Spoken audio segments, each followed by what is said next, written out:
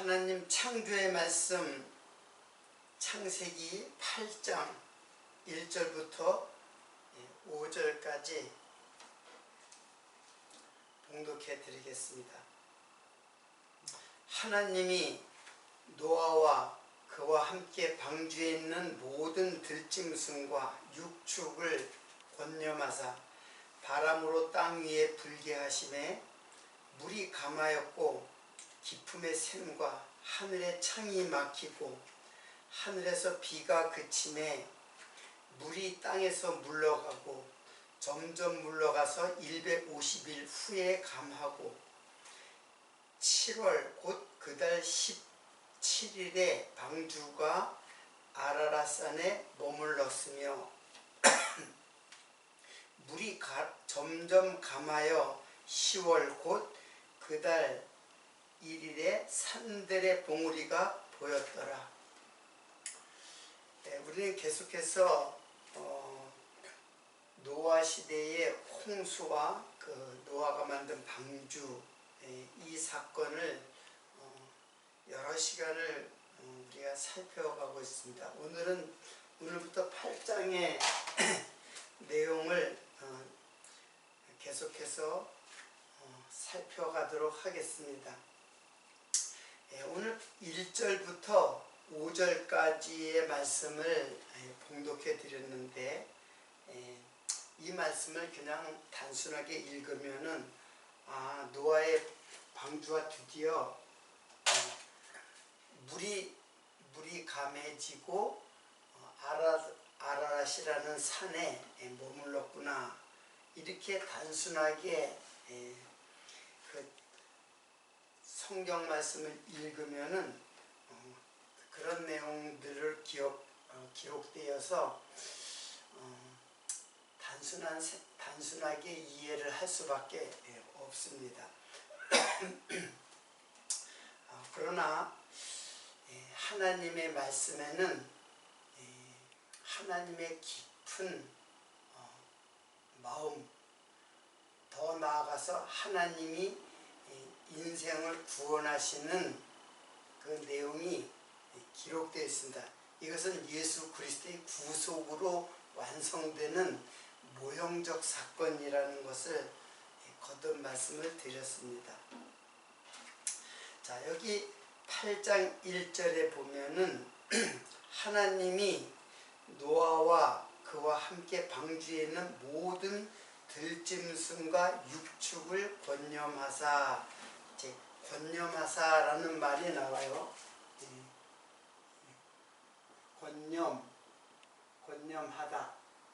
권념하다라는 말이 나오는데 이 말은 이제 한자어인데 우리가 흔히 쓰이지 않는 그런 단어죠. 그래서 한자로 봐도 이게 도대체 무슨 뜻인지 이해하기 어려워요. 이 말은 자카르라고 하는, 히브리 말로 자카르라고 하는데, 자카르라는 말은 매우 중요한 말이에요. 그러니까 자카르라는 말을 우리 좀 살펴보도록 하겠습니다. 자카르란 말은 기억하다, 회상하다, 생각하다, 그런 뜻이 있어요. 그래서 그 번역이 요즘 나오는 성경책 번역에 보면 권념하다라는 말 대신 기억하사 그렇게 번역이 된 성경이 있어요. 그게 이제 똑같은 말이에요. 자, 그리고 생각나게 하다, 뭐 이렇게 돼 있어요. 자, 그런데 이 자카르라는 말은 여러분 기억할지 모르겠는데 자카르가 무슨 뜻이에요? 자카르라는 말이 무슨 뜻으로 성경의 1장에 나와요. 그리고 우리가 7장에서도 요 자카르라는 말이 나와요. 자, 그러면 이 자카르라는 말이 무슨 뜻일까요? 자카르는 이게 동사로 쓰일 때, 이 동사로 쓰일 때는 이런 뜻이에요. 이런 뜻인데, 이것이 명사로 쓰일 때, 명사로 쓰이는 이게 자카르는 무슨 뜻인가? 이거는 남자가 되다, 뭐 그런 뜻이 있어요. 남성, 이제 그런 뜻이에요. 자, 그리고 이 말과 같이 쓰이는 것이 이제 여자, 그리고 여성, 이제 그런 뜻이 뭐냐면은 네케바예요. 네케바. 자, 그러니까 명사로 쓰일 때는 이것이 남자와 여자로 쓰일 때는 이제 명사로 쓰이는 남자에 해당하는 말이에요. 그래서 하나님이 사람을 창조하시되 남자와 여자로 창조하셨다라고 했을 때 자카르와 네케바예요. 그때 자카르가 남자예요. 그러면 이 말은 결국 누구를 말하냐면은 씨를 말하는 것이고, 요거는 밭을 상징하는 그런 말이에요. 자, 자카르는 씨에 해당하는 말이고, 네케바는 밭에 해당하는 말이에요. 그럼 어떻게 남자와 이 기억하다라는 동사와 어떻게 단어가 똑같은 단어를 사용해요? 똑같은 단어를 동사로도 그리고 명사로도 사용을 하고 있어요. 여기에는 이제 동사로 이런 추상명 이런 뜻으로 이제 사용되고 있죠. 자, 그러면은 이게 어떻게 이 말과 이 말이 똑같은 단어인데 남자와 기억하다가 어떻게 연결이 되어 있는가 도저히 이해할 수가 없죠. 그런데 깊이 생각하면은 연결되어져 있어요. 어떻게 연결되어 있느냐? 이거는 씨를 말하는 거예요. 남자는 씨를 말하는 거예요. 자, 이거는 결국 남자는 나중에 뭐가 돼요? 이게 아담과 하와를 지금 하와죠. 이게 남자와 여자를 창조했다. 그러니까 이게 아담과 하와예요. 근데 이제 여자는 어디에서 나와요? 남자에게서 나오는 갈비뼈에서 추출되어서 창조된 그 여자. 자, 이거는 무엇을 상징하냐면은 이거는 예수 그리스도와 예수 그리스도와 교회에 대하여 지금 모형적 창조의 사건을 지금 말씀하는 거예요. 결국 예수와 그리스도에 대하여 기록된 말씀이에요. 그러니까는 여기서 권념하다라는 말을, 기억하다라는 말을 자카르를 사용했다는 것은 여자는, 교회는 예수를 기억한다라는 뜻이에요. 자, 이 자카르는 이거는 마음에 품다, 그런 뜻도 이제 갖고 있어요. 마음에 품다. 그러니까 이것은 어떤 마음에 품는다는 뜻은 무엇을 말하냐면 씨가 밭에 떨어지는 현상을 의미해요. 그래서 이제 복음서에 보면 씨 뿌리는 비유가 나오잖아요. 그거 다 예수가 세상에 떨어져서 교회 옥토에 떨어져서 세상에 떨어졌는데 다른 곳에서는 열매를 맺을 수 없잖아요. 근데 옥토에 떨어져야 열매를 맺잖아요. 그래서 교회, 즉 옥토인 교회에 떨어지는 현상을 말하는 거예요. 그 그것을 뭐냐면 마음에 품다라고 하는 거예요. 즉 씨가 밭에 품는 거예요. 즉 교회가 예수를 마음에 품는 현상을 의미하는 거예요. 그래서 자카르가 똑같이 이렇게 사용된 것입니다. 빌립보서 2장 5절을 보면은 이런 말씀이 있어요. 제가 봉독해 드리겠습니다.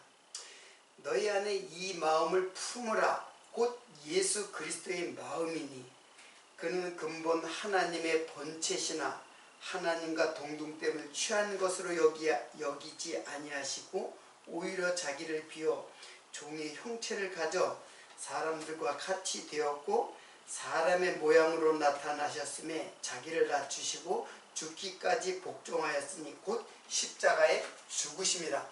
자, 너희 안에 이 마음을 품으라. 누구의 마음? 예수의 마음을 품으라. 이게 이 말씀이에요.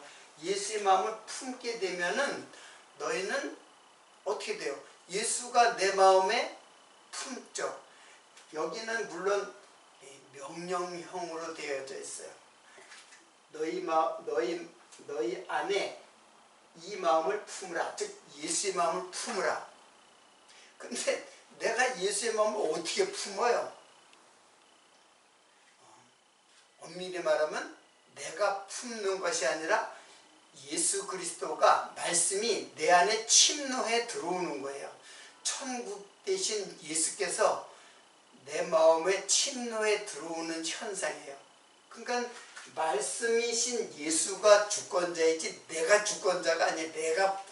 내가 모시는 것이 아니라 예수님이 강제로 내 마음에 들어오는 현상을 말하는 거예요. 자, 이게 자카르라는 뜻이에요.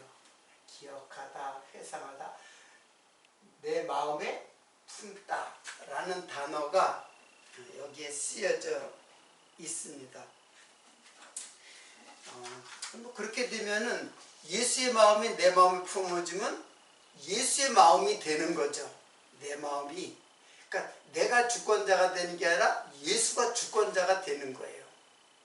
그래서 우리는 성령의 소욕으로 인도함을 받는 자가 된다. 그런 뜻이죠. 그래서 우리 마음에 예수를 이렇게 품게 되면은 어떻게 되느냐면은 바울은 갈라디아서에서 이런 말씀을 했어요. 갈라디아 6장 17절. 이후로는 누구든지 나를 괴롭게 말라. 내가 내 몸에 예수의 흔적을 가졌노라. 그래서 내 몸에 예수의 흔적을 가졌노라. 그럼 예수의 흔적은 뭐예요? 이거는 이제 흔적이라는 말이 스티그마인데, 스티그마. 헬라말 스티그마예요. 이거는 스티조라고 하는 찌르다라는 말에서 유래한 거예요. 그러니까는 예수의 흔적은 예수가 십자가에서 못이 박히고 손발에 못이 박히고 창에 허리가 찔린 그 흔적.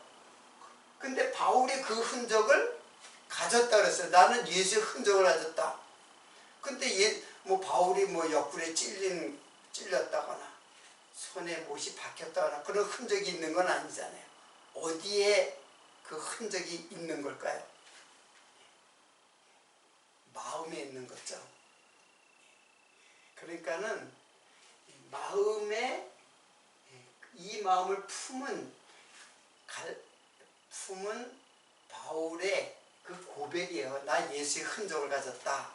내 마음에 예수를 품었다. 그런 뜻이에요. 자, 이 기억하다라는 말은 이 말은 구약에 매우 아주 중요한 의미로 쓰여져요. 기억하다. 누구를 기억해야 돼요? 구약은 전체 하나님을 기억하도록 뭐가 쓰여진 거예요? 율법이 쓰여진 거죠. 율법은 하나님을 기억하도록 하기 위해서 율법을 하나님께서 주신 거예요. 자,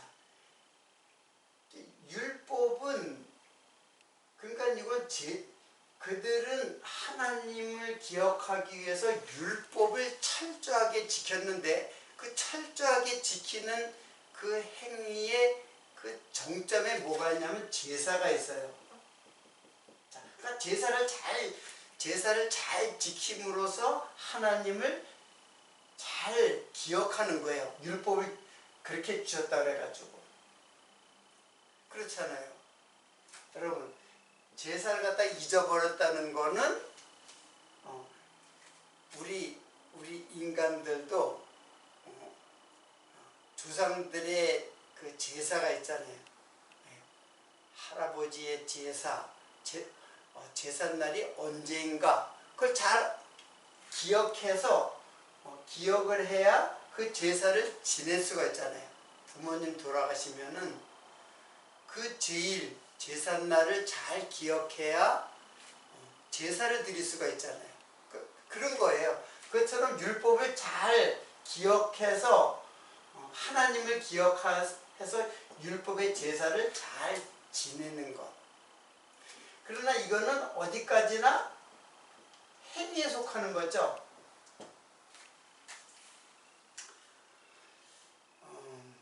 부모님의 그 사랑과 은혜를 듬뿍 받은 그 자식은 늘 마음속에 부모님이 마음속에 있는 거죠. 그날 제사를 잘 지냈다고 그래가지고 부모님을 잘 기억하는 것은 아니에요. 그러나 어떻든 뭐 그날 제사를 드려 그것조차도 잊어버리면 안 되죠. 자, 그래서 제사의 행위가 중요한 게 아니라 제사의 의미를 알아야 돼요. 즉 예수 그리스도가 희생 제물이 되어서 죽으신 그 하나님의 사랑, 예수 그리스도의 그 희생의 은혜, 그걸 믿음으로 마음속에 갖추는 거예요. 그래서 예수를 깨닫는 것은 마음에 깨닫는 것이고 그게 바로 믿음이에요. 그래서 믿음과 행위는 이렇게 달라요. 자, 율법은 어디에다 기록했어요? 자, 마음에 품다, 또는 기록하다, 이제 그런 뜻도 있어요. 여기에 권념하다, 자카르란 말이. 그러면 어디에 기록했어요? 율법은 돌에다 기록했죠. 돌비에다 기록했어요. 그 율법의 돌판에다 기록했어요. 모세에게 돌판에다 기록했어요. 모세에게 주는. 근데 신약에 오면은 예수를 어떻게 기록해야 돼요? 예수를 마음에 품으라. 그러니까 어디에 기록한 거예요? 바울이 말했듯이 어디에? 마음에 비서, 심기에. 신비에 기록하라. 여기는 돌비에 기록한 것이고 여기에는 신비에 기록하는 거예요.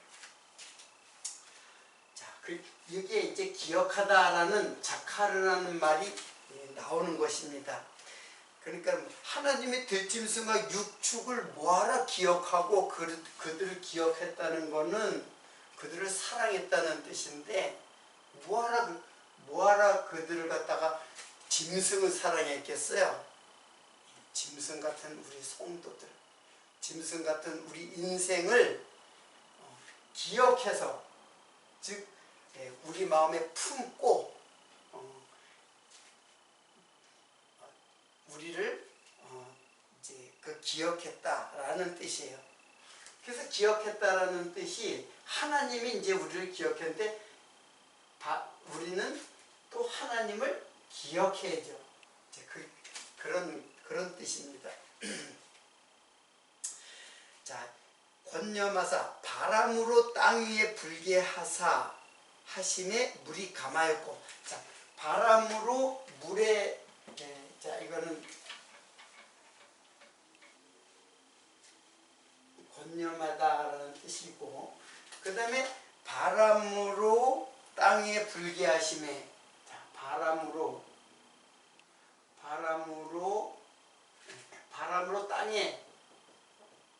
땅에 불다. 그러니까는 물이 감하였다. 물이 감하였다라는 말은 저주가 물러나다. 저주의 바닷물이 물러났다, 그런 뜻이죠. 근데 이 바람이라는 단어가 뭐냐면 르와흐예요. 잘 아는 르와흐예요. 르와흐가 뭐예요? 르와흐가 성령이에요, 성령. 성령이 바로 르와흐예요. 그냥 이거는 영이라고 하는데, 창세기 1장 2절에 보면 하나님의 신이 수면에 운행하셨다라는 말이죠. 하나님의 신이 수면에 운행하셨다 할 때 그게 르와흐예요. 그러니까 성령이죠. 하나님의 영, 성령이란 말이에요. 그것이 불게 되니까는 물이 감하여졌다, 이제 그렇게 됐어요. 자, 근데 이사야서 보면은, 이사야서 40장 7절에 보면은 무슨 말이 나오냐면은, 4장 7절을 제가 봉독해 드리겠습니다. 풀은 마르고 꽃은 시듬은 여호와의 기운이 그 위에 불미라. 이 백성은 실로 풀이로다. 자, 풀과 꽃에 여호와의 기운, 여호와의 기운이 불었다 그랬어요. 이 기운이 뭐냐면 바로 르와흐예요. 르와흐. 자, 이게 바로 르와흐예요. 기운이라고 번역된 것일 거예요. 그러니까 여기는 바람으로 번역이 됐지만 여기는 기운이에요. 여호와의 기운. 그러니까 여호와의 성령, 여호와의 영이 부른 거예요. 여호와의 영이 부르니까는 풀과 꽃이 다 어떻게 했다? 시들고 결국 시들고 꽃은 떨어졌다 그랬죠. 자, 그런데 이게 이사야의 말씀인데, 베드로전서에는 1장 24절 25절에는 어떻게 기록됐냐면, 또 이 말씀을 베드로전서를 읽어드리겠습니다.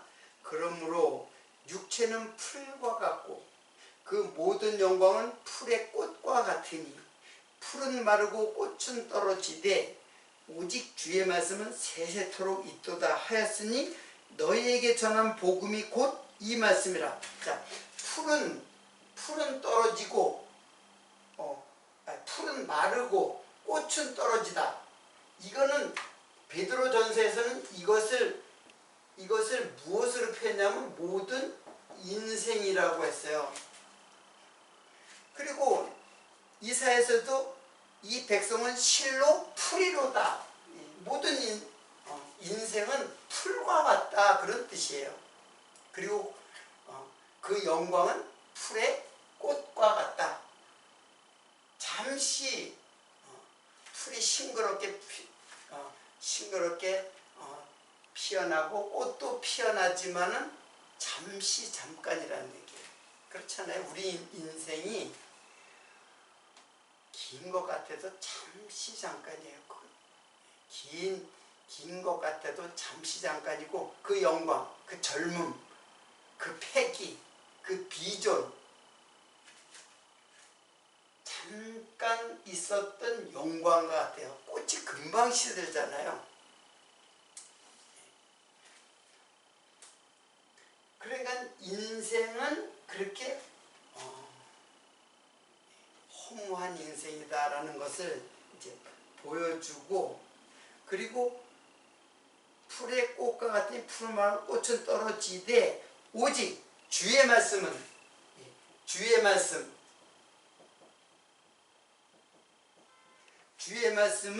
세세토록 있도다. 영원토록. 주의 말씀은 영원하다, 그런 뜻이에요. 세세토록 있도다 하였으니 너희에게 전한 복음이 이 말씀이라. 그러니까 주의 말씀이 이게 바로 복음이고, 이것이 영원한 말씀이고 영원한 생명을 주는 말씀이에요.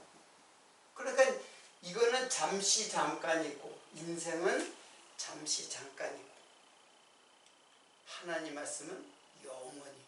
그러니까 영원한 하나님의 말씀을 마음에 품으면 내가 또 영원해지는 거예요. 그게 바로 영생이에요. 영생. 이게 바로 영생이잖아요.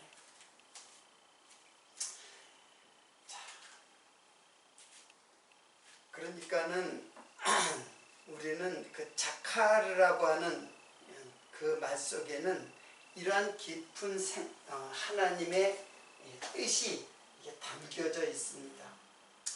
자, 계속해서 2절을 보겠습니다. 2절에 보면은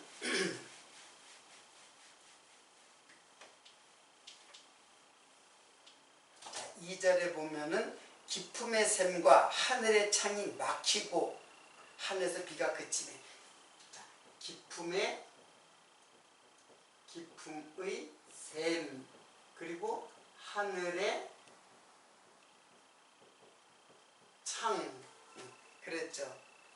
기품의 샘과 하늘의 창.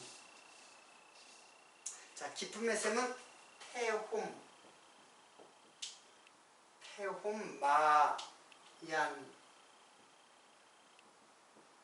테홈마얀이고, 이거는 샤마임 드롭바,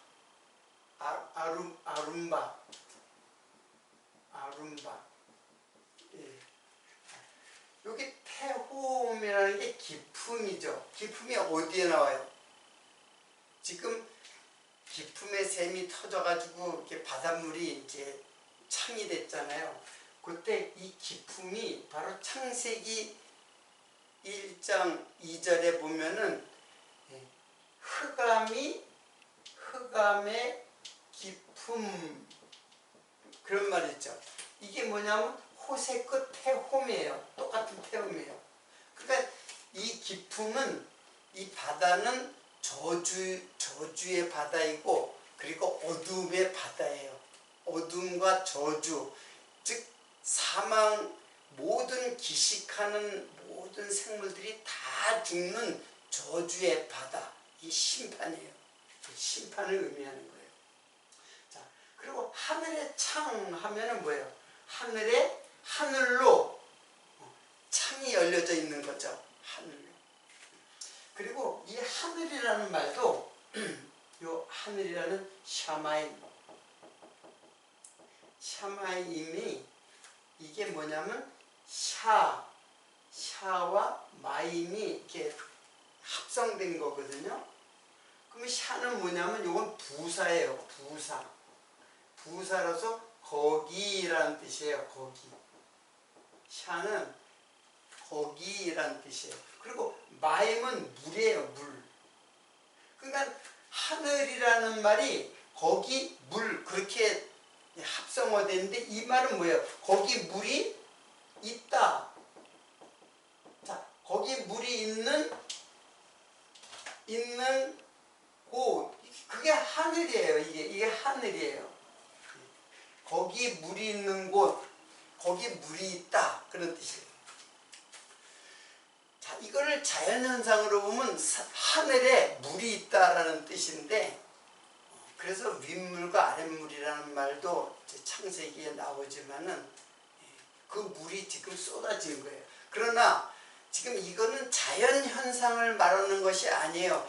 이 물이 뭐예요? 이 물이라는 게, 이게 바로 말씀이잖아요. 말씀.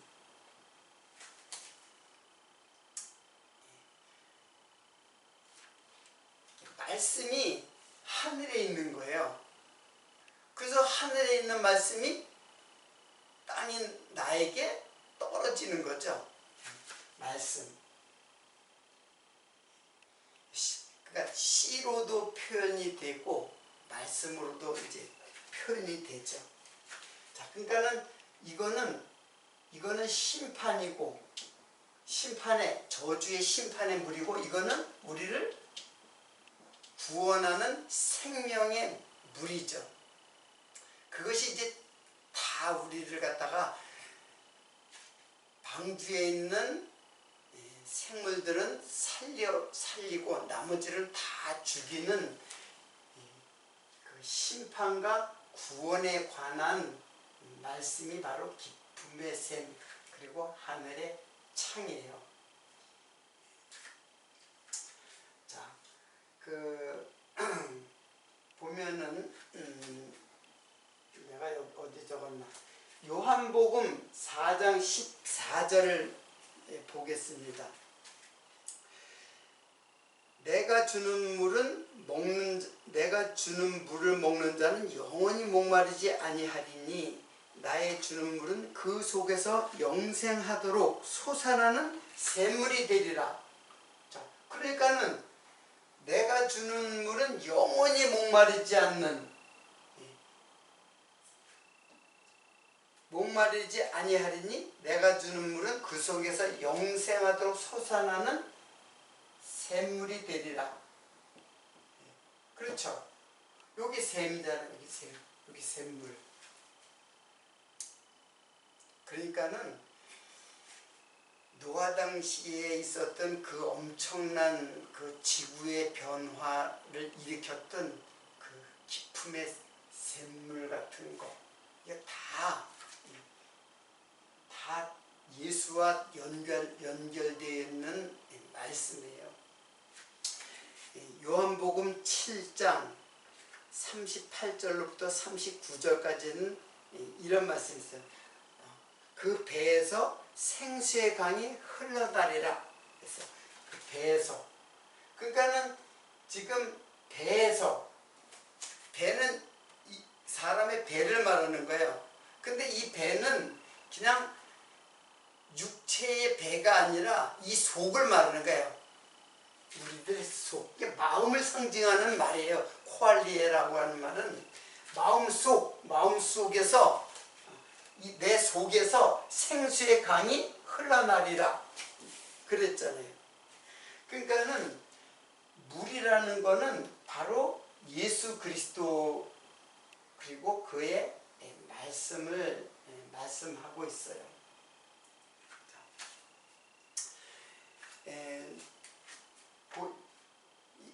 그 전에 바람이라 했잖아요. 바람이 성령이라 했잖아요. 성령이 지금 다 이제 예수 그리스도의 말씀으로 이제 적어되는데,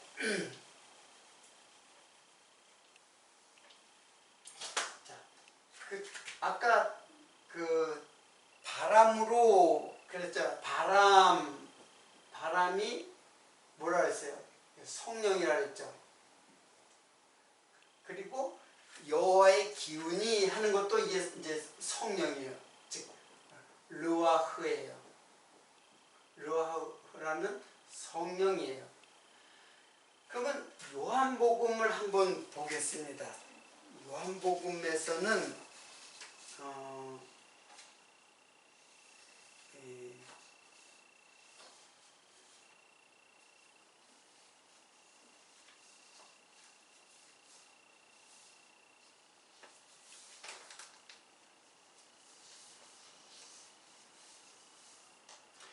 요한복음 요 말이에요. 6장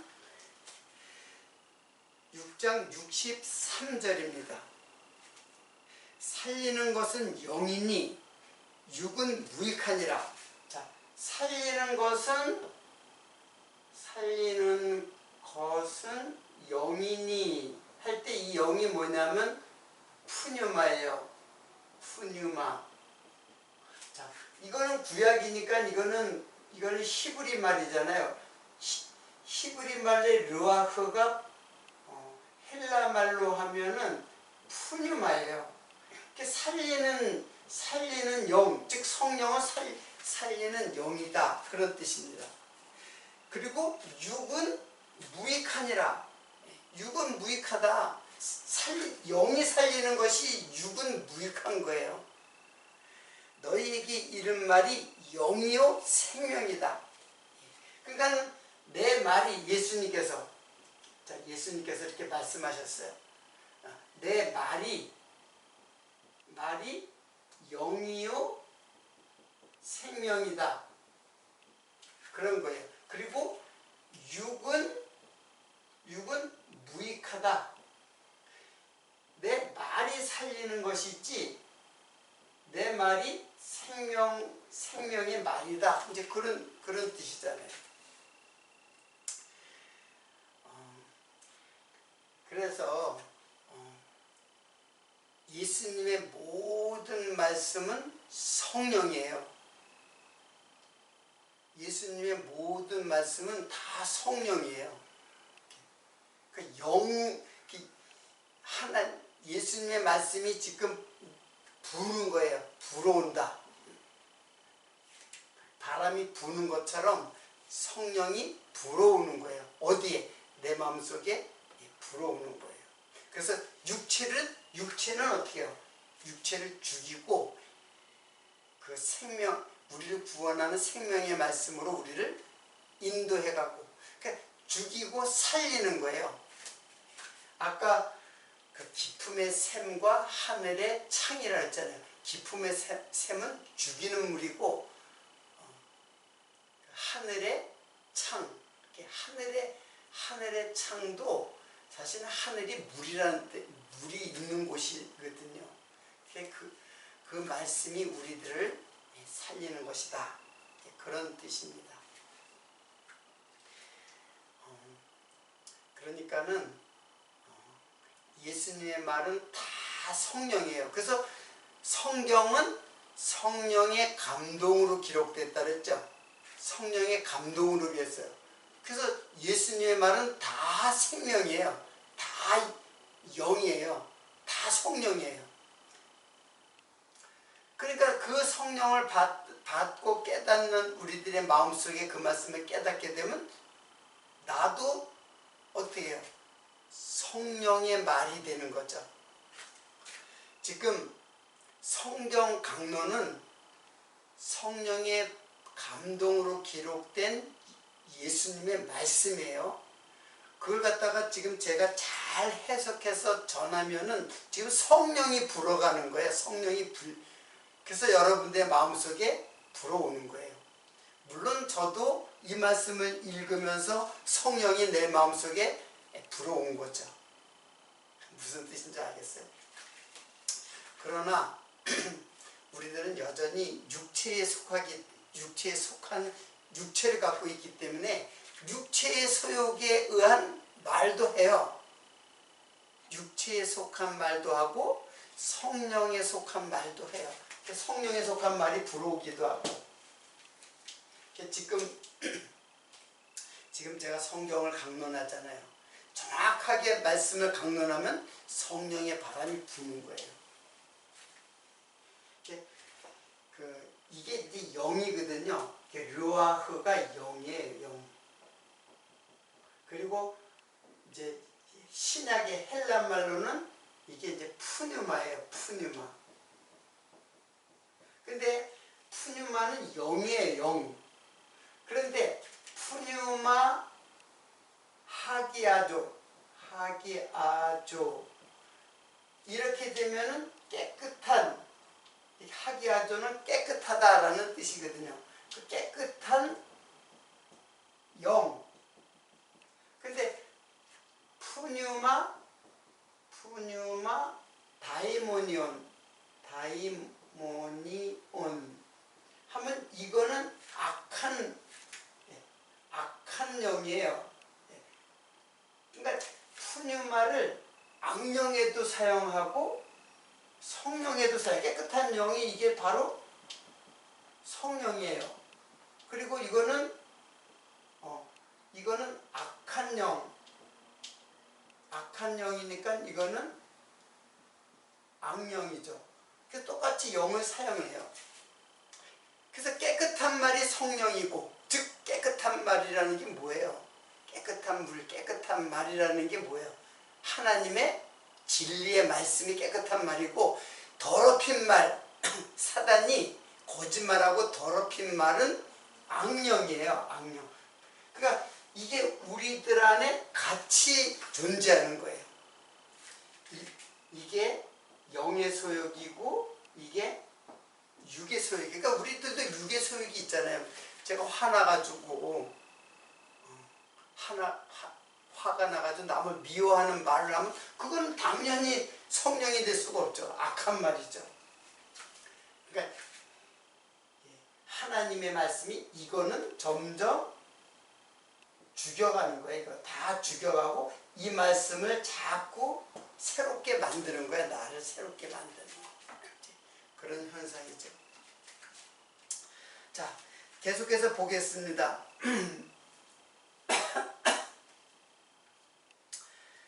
자, 그리고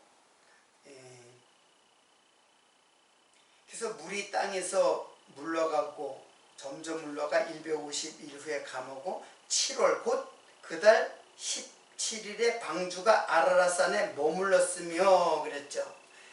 방주가 아라랏산에 머물렀다.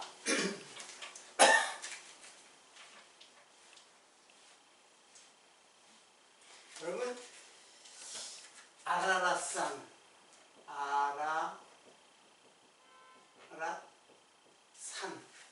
자, 아라랏산은 이거는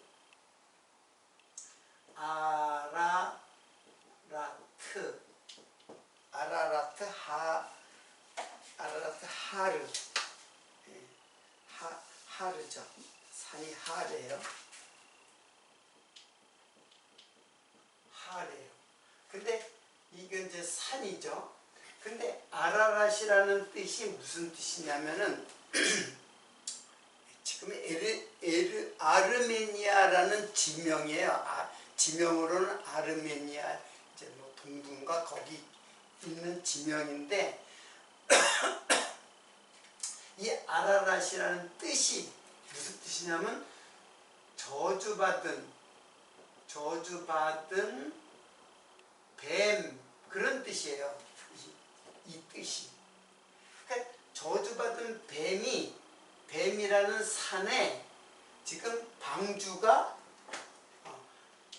이제 방주가 여기에 머무른 거예요. 방주가.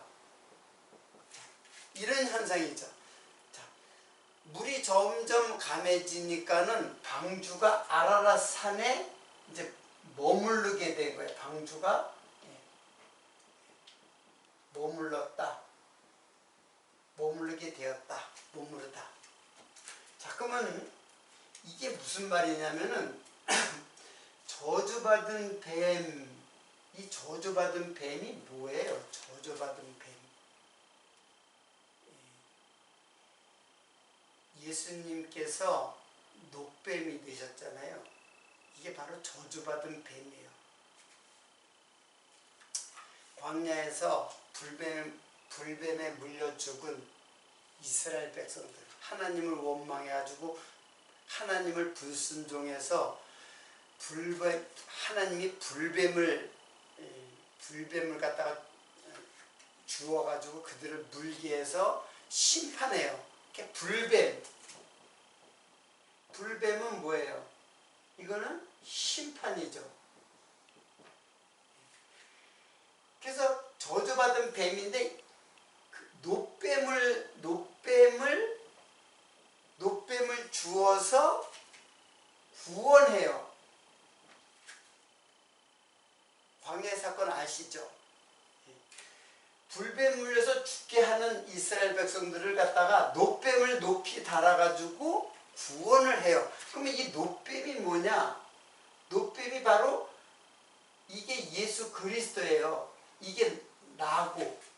그러니까 내가 심판받아서 죽어야 할 저주받은 내가 예수님께서 나 대신 저주를 받는 노뱀이 된 거예요. 그 노뱀이 되어가지고 십자가에 달려 죽으신 예수, 이걸 바라보면은 너희들이 살게 된다. 불뱀에 물려서 즉시 죽게 되는 이스라엘 백성들에게 노뱀을 세워가지고 이스라엘 백성을 구원하듯이 나를, 저주받은 저주받은 뱀이 나잖아요. 근데 예수가 내가 된 거예요. 예수님이 내가 되어서 대신 십자가에서 저주받아 죽게 된 거예요. 율법의 저주로 죽게 된 거예요. 그게 바로 아라산이 갖고 있는 의미예요. 거기에 방주가 이게 딱 머무르게 되니까는, 방주가 이제 머무르게 되니까, 여기 구원받은 백성이잖아요. 머물렀다. 자, 머물렀다라는 말이 또 무슨 뜻이냐면은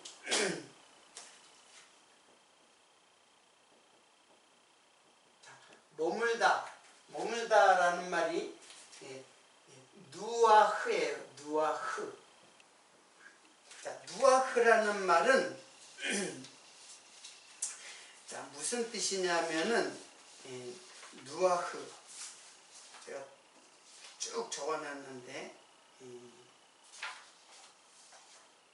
누아흐의 뜻이 이제 쉬다, 그리고 정착하다,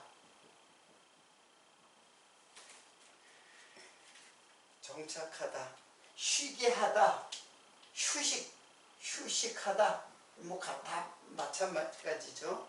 그리고 안심하다, 그런 뜻도 있어요. 그리고 일을 멈추다, 그런 뜻이 있어요. 일손을 멈추다, 그러니까 일을 멈추는 것을 말해요. 자, 그러니까 이게 누아흐예요. 그러니까는 이게 무슨 뜻이냐면은 출애굽기, 여기 안 적었네요. 이거 중요한 건데, 자, 여기다 적겠습니다. 자, 출애굽기 20장 11절이에요. 여기 이제 안식일이 나오는데,